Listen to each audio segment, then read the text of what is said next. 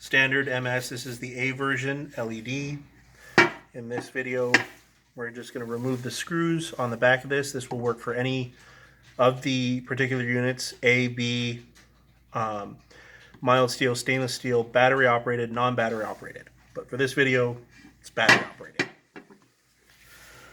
Here, we've removed a display from a board, or the board from the overlay and the keypad.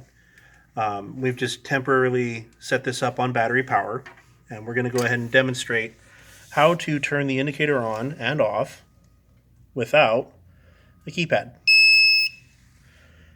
The indicator is now powering on, and then we're going to do the same thing again. We're going to power it off.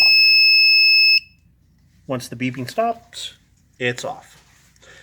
It is specifically the bottom two pins here that control the power. You can hear it turn on.